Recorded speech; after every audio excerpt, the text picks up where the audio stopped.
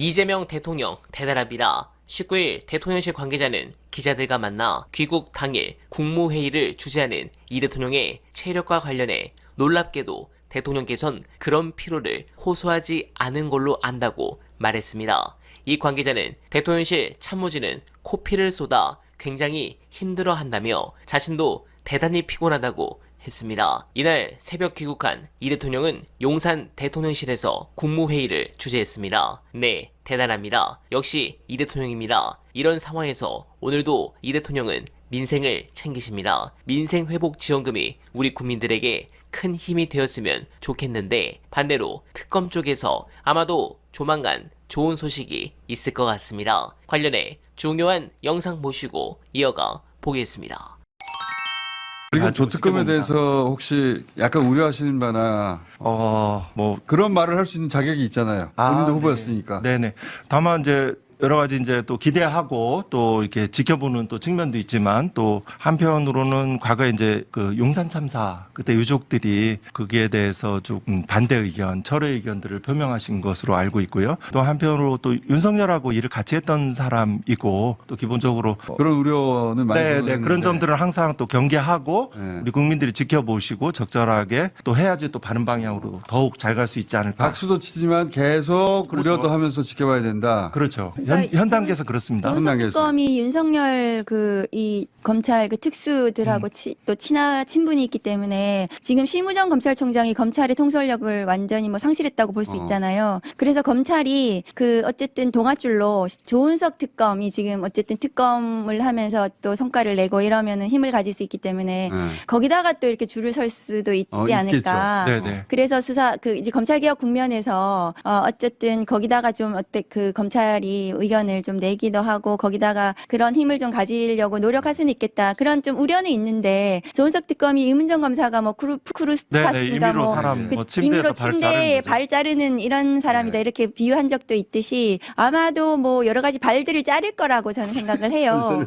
그래서 그런 성과는 낼 것이다. 그래서 좀 수사 지켜볼 기술에 필요가 대해서 있다. 의심하는 그런 사람은 생각이 듭니다. 없더라고요. 그렇습니다. 그 이제 다만 하나 이제 근본적인 전제 조건 그 우리의 그 밑바닥 이런 점이 있을 것 같아요. 21대 국회에 대해서 검찰 개혁 입법에 대해서 소극적인 태도 내지는 좌절 그러한 지점에서 이제 그 검찰의 어떤 수사 것들에 대한 문재인 정부 국민들이 시절의 네, 실패에 대해서 검찰개혁 아주 실패에 대해서 종합적인 요소가 있겠지만 그렇죠. 과연 이 특검을 통한 어떤 검찰의 수사들이 그 수사가 여전히 필요하다라는 쪽으로 가서 검찰 개혁 입법들을 유보되거나 또 좌절되는 그런 그렇게는 안 될 근본적 것 같아요. 그것만 확고하다면 또 여러 가지 조금 그러니까 더 이제 조은석 특검이 검찰 출신이시기도 하고 그래서 검찰이 그런 우리가 수사 잘하는 거 아니냐 이렇게 또 막 그 목소리를 가지게 되면서 그래서 검찰은 존치돼야 돼. 수사에 있어서는 또 굉장히 또 막 그 성과를 내고 이러면은 과거에 이제 문재인 정부 때나 또 노무현 정부 당시에 막 그 국민들이 막 이렇게 수사 잘한다고 검찰을 응원했던 그런 국면으로 또 본인들은 기대를 하겠지만 이재명 정부에선 그러지 않을 것이다. 저도 그건 안 네, 돼. 네. 불가능할 것이다. 그 이런 부분에 생각이 이제 듭니다. 확고한 믿음이 또 확인되고 공유되는 그런 지점이 필요할 것 같습니다. 그거는 왜냐하면 이재명 대통령 본인도 이전 민주정부가 의지가 없어서가 아니라 그런 과정을 통해서 실패한 걸 눈여겨 봤기 때문에 똑같은 길을 다시 갈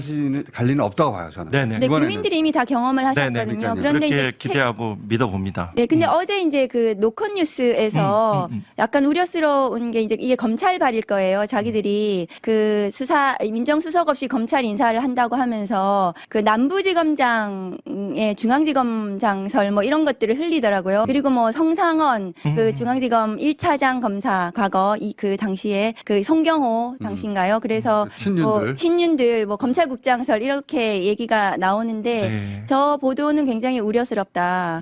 왜냐하면은 그 신은석 검사장은 뭐 현동수 검사장님 또 잘 알다시피 찐윤 검사이고 그리고 과거에 박연차 수사를 했던 한명숙 네. 뭐 그 뇌종양이 했는데 했던 그런 고소가 검사이고 불가이겼 냈죠. 그러니까 검찰이. 신응석 신인석 검사장이 지금 남부지검에서 건진법사 수사를 하는 것처럼 보이지만 사실은 지금 이제 언론에 계속 뭐 나오기는 하지만 뭐 김건희 소환이라든가 이런 수사 안 의지는 하고 좀 있죠. 없어 보이기 때문에 네. 만일에 뭐 저런 검토 자체도 안 되고 있을 거지만 저렇게 그 신인석 검사장이나 친윤 검찰들이 다시 이 득세하는 이렇게 되면은 다시 제2의 윤석열 사태가 발생을 할 수가 있다는 생각이 들거든요. 어느 순간 뒤통수 네, 네네. 성상원 검사장은 그 윤석열 감찰 보복 수사를 지휘했던 그런 검사장이기 때문에 네. 검찰국장이라는 건 검찰의 인사와 예산을 모두 쥐고 있는 굉장히 중요한 보직이기 때문에 검찰국장이 성상원 뭐 어떤 친윤이 거기를 장악하게 된다면 윤석열 검찰 세력이 전부 다 다시 검찰을 다시 장악하게 되는 우려스러운 사태가 발생하기 때문에 그런 우려가 그런 있구나. 부분들은 좀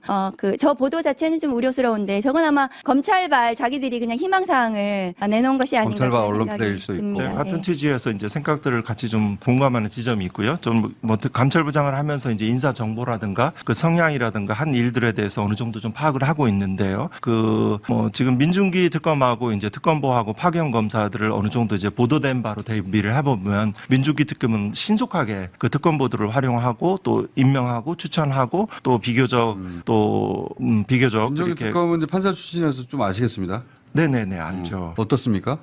네, 아주 의지도 있고, 그리고 에피소드 중에 하나는 그 문영배 헌법재판소 소장 대행과 법조 테니스 대회에서 그 테니스를 같은 팀에서 했는데, 그때 우승하시더라고요. 그 승부의 호흡에서 듀스 같은데도 그 어깨 뭐 이렇게 위축되지 않고 적극적인 그 공격을 승부욕이 해서. 강하다? 승부욕이 강한 것이 아니고 그 위기의 순간에도 그 침착하게 적극적으로 일을 해 나가고 또 거기에 대해서 뭐 여러 가지 뭐 위축되거나 그러한 점은 없으리라고 생각. 네, 공감합니다. 그리고 개인적 생각입니다. 수도권을 중심으로 부동산이 과열 조짐을 보이면서 민주당 정부가 들어서면 집값이 오른다는 말이 다시 있길래 오릅니다. 최근에 아파트값 상승은 금리 인하 기대감과 토지거래 허가제, 풍선 효과 등이 주요 원인이지만 새 정부 출범으로 주택 가격이 계속 상승할 거라는 심리가 깔려 있다는 게 대체적인 분석입니다. 진보 정부의 특성 중 하나인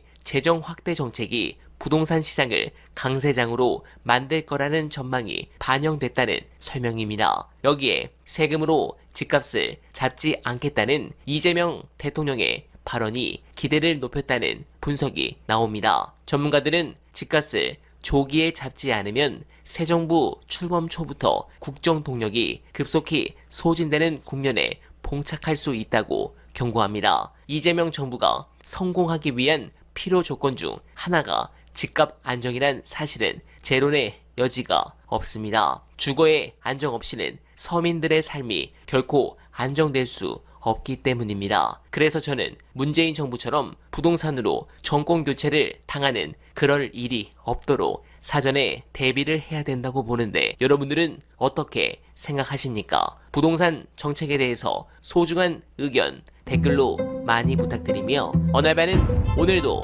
최선을 다하겠습니다. 여러분 고맙습니다.